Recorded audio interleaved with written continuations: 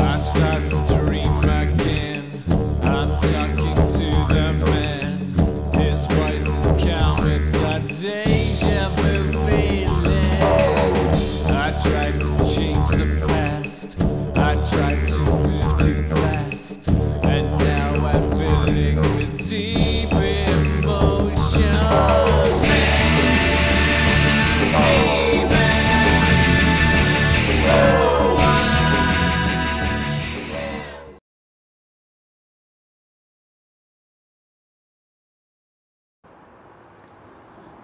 This is my pack. There are many like it, but this one is mine. Joking aside, the loadout of your pack is purely personal. You've got to bring what you're going to be comfortable with, you've got to lug it around, you've got to hike with it, so you make your decisions, and it's always a trade-off between weight and convenience. Going around the outside of the pack, we've got my rocket pack, which is on this side. Generally speaking, in the rocket pack I put nothing but the food I'm bringing for my journey. This makes it a lot easier to pack, and you can get all the food that you're going to need, plus a few other bits and pieces in a side pouch. Well worth it on the other arms Bergen. You'll probably want to do it differently, but always put all your food in one place. It makes it easier to find, you're not scrabbling through your pack. On the other side I've got an X-Forces 3-litre Camelback, which is brilliant. You can bring all the water you need for a couple of days in that, although I do always have a Pattern 58 water bottle for reasons that will become painfully clear. It's always good to have another water bottle if you're going to use one of these.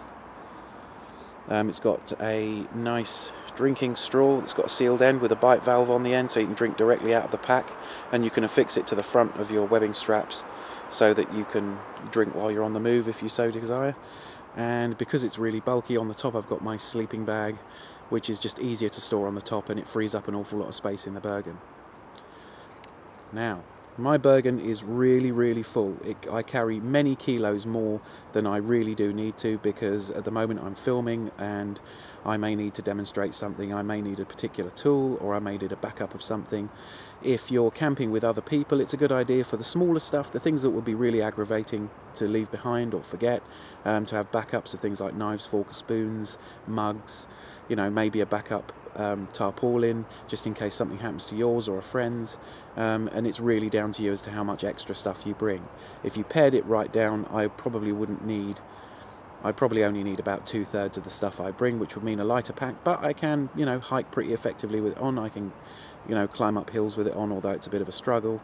But, you know, when I'm camping lightweight, and I'll do that in a later show to show you like the ultimate lightweight camping gear, of the gear that I've got, the stripped down, you know, just go anywhere amount of kit, I'll probably bring a different, narrower pack that just doesn't need stuff, but that'll be in the summer, because in the winter I need a lot more kit to stay warm and comfortable. So that means you've got to carry more gear. So we're going to go through what's inside the main body of the pack right now.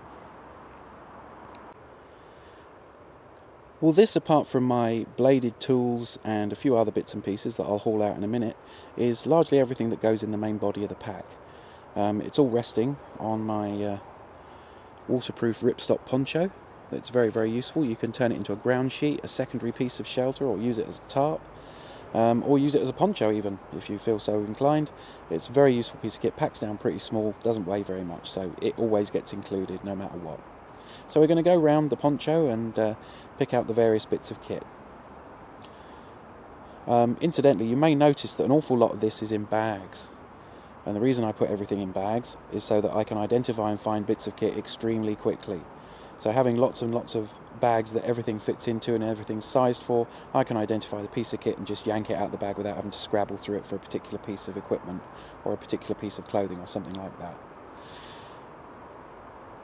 So, this is my tarp and hammock, all rolled up round one another. I've got a 2-metre length of fleece in a dry sack. I use that as a blanket, so I can use that as a blanket in bed, or, you know, when I'm sitting around the fire at night. This is a shamar that I dyed black a while ago. Very good, wrapping around your head, keeps your neck warm or your head warm depending on what you need, but a very handy thing to have. And there are a pair of Gore-Tex trousers and a Gore-Tex jacket, which will keep you wet, keep you dry rather. And that's proved really, really useful, especially with England's unpredictable weather, and especially in autumn where it could rain at any time.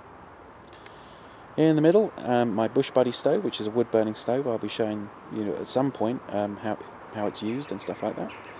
My tinder box, which is an airtight plastic box with all sorts of dry tinder in it, like Maya sticks and birch bark and paper, and candles and inner tube.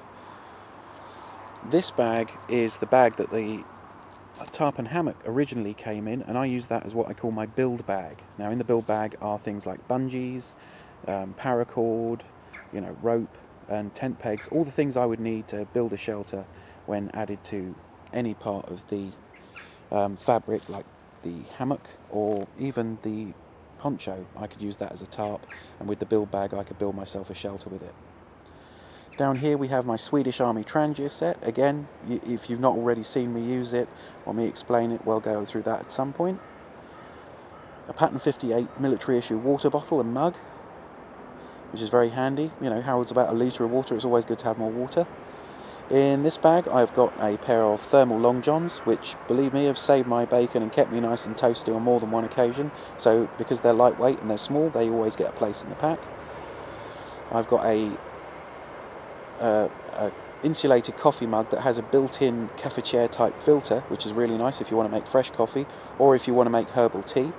And inside that small back pouch there, that's my first aid kit with plasters, scissors, bandages, antiseptic wipes, hand sanitizer cream, scissors and safety pins, all sorts of things. If you're going to go into the woods and you think you're going through fairly dangerous terrain, it's always a good idea to have some kind of painkiller you can take in case you get toothache or anything terrible like that, and it's got some eye wash in it just in case. So always put like a whole bunch of stuff in your first aid kit. Although you'll probably never use it, it's always nice to have it there in case you or one of the people in your party gets injured. Got my Double D silk sleeping bag liner, which is brilliant. That's been reviewed before. Keeps you lovely and warm, raises your sleeping bag rating by an extra season. And I've got two more blue pouches.